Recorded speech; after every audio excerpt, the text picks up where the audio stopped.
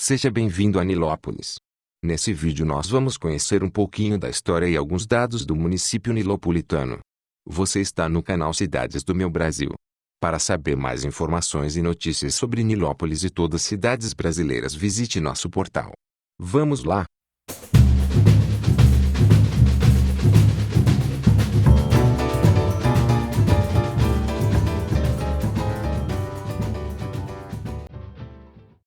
Nilópolis foi parte integrante da capitania hereditária de São Vicente, que pertenceu a Martim Afonso de Souza, em 1531.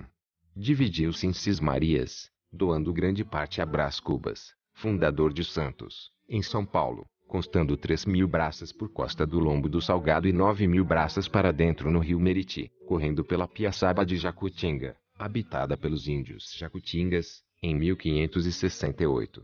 Nesta cismaria incluía-se Nilópolis, São João de Meriti, Nova Iguaçu e Caxias, até as fraldas do Jericinó, que depois foram se transformando em novas sesmarias e grandes fazendas. Em 1621 esta área, denominada Fazenda de São Mateus, veio a pertencer a João Álvares Pereira, com os limites até a Cachoeira dos Engenhos de Francisco Dutra e André São Mateus, entre a Cachoeira, Rio Piauí, até a parte da Serra de Maxambomba, atual Nova Iguaçu. Em 1637 João Álvares Pereira manda construir a Capela de São Mateus, no alto da colina de Nilópolis, de barro batido pelos índios e escravos ali existentes. Sucedeu a João Álvares Pereira, Diogo Pereira, certamente seu parente, até o ano de 1700, quando as terras passaram a pertencer a Domingos Machado Homem, cujo filho, o padre Mateus Machado Homem, fica sendo o pároco da Capela de São Mateus. Em 1747, a Capela de São Mateus é elevada à matriz de São João de Meriti, dando origem à cidade, e recebe a visita do Monsenhor Pizarro em 1788, atestando o uso como curada, portanto, pronta para os atos da fé cristã. Falecendo Domingos Machado Homem, sucede-lhe o padre Mateus Machado Homem, que continuou a administrá-la com engenho e grande produção de açúcar e aguardente, que escoava pelo porto da Pavuna.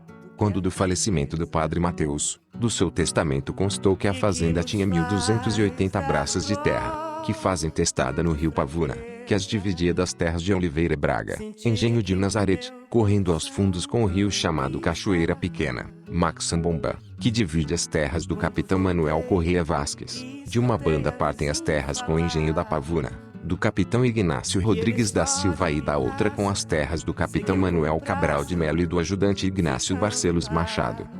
E no ano de 1779 seu proprietário é o Alferes Ambrósio de Souza Coutinho, e a fazenda atinge seu esplendor com a produção de 30 caixas de açúcar e 14 pipas de aguardente, tendo uma população de 50 escravos, sendo a mais importante da região. O engenho situava-se na atual Rua Antônio José Bittencourt, anteriormente Rua Coronel Júlio de Abreu, esquina da Rua Lúcio Tavares, e que através de um caminho, dava acesso à Capela São Mateus, onde residiam os sucessivos proprietários da então Fazenda São Mateus. Com a inauguração a 29 de março de 1858 da linha de trem da Estação Ferroviária Dom Pedro II, cortando a fazenda com destino a Queimados, a população nativa foi abandonando as terras, não só devido ao movimento abolicionista, como também por novas opções de mão de obra devido ao progresso e outras novas atividades. E as terras da Fazenda São Mateus, a partir de 1866, tinha como proprietários os capitalistas do Rio de Janeiro, o Conde e o Barão de Bonfim, e por fim, Jerônimo José de Mesquita, que negociou com o criador de cavalos e mulas João Alves Mirandela.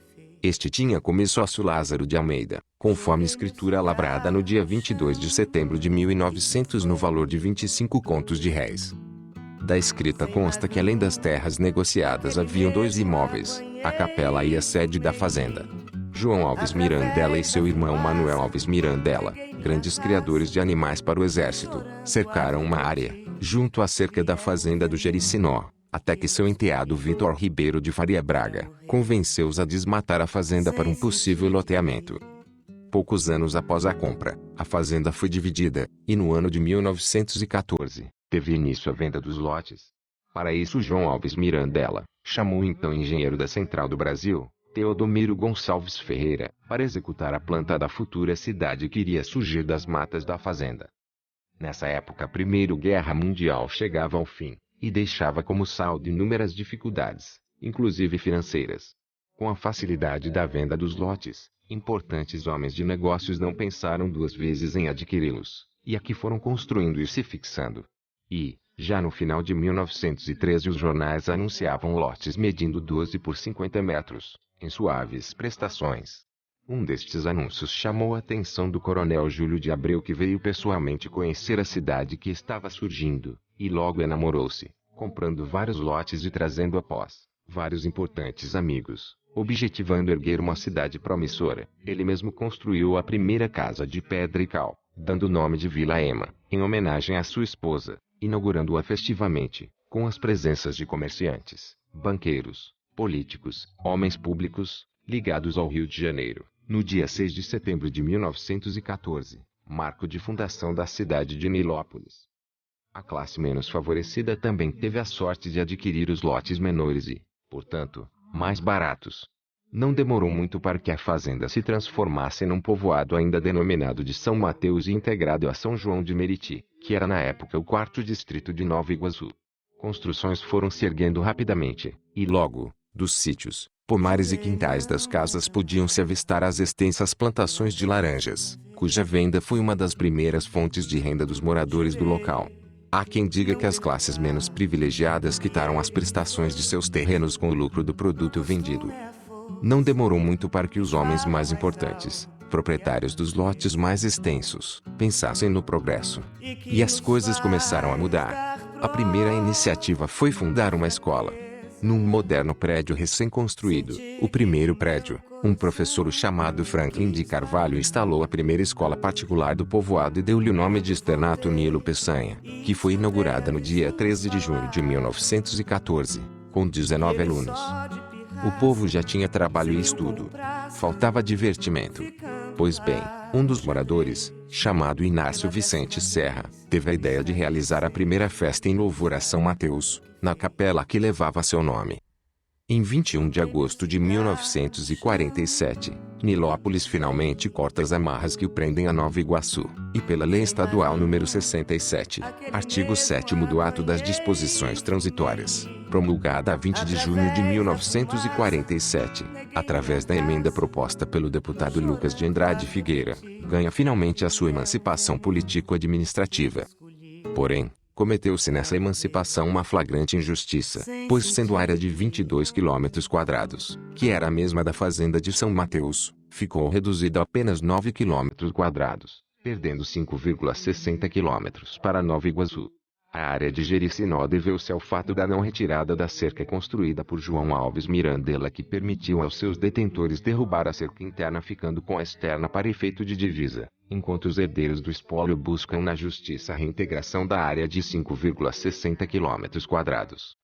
Do lado de São João de Meriti, deveu-se ao fato de limitar-se a cidade pelas torres de sustentação da rede elétrica, onde está atualmente a Via Ligue, quando deveria ser pela linha férrea, abrangendo Éden, Tomazinho, São Mateus e adjacências, todos do lado esquerdo, à margem da linha, e não pelas torres. E, finalmente, 1,80 km² do lado de Nova Iguaçu, quando a divisa seria no Rio Cachoeira e não no Rio Sarapuí, fazendo com que se perdesse a Chatuba, que é, e deve ser de Nilópolis. Já com a sua identidade própria, Nilópolis vê surgindo o que ainda lhe falta para deixá-la com cara de cidade, e surge a comarca, a prefeitura, forma-se a primeira Câmara de Vereadores e instala-se a delegacia.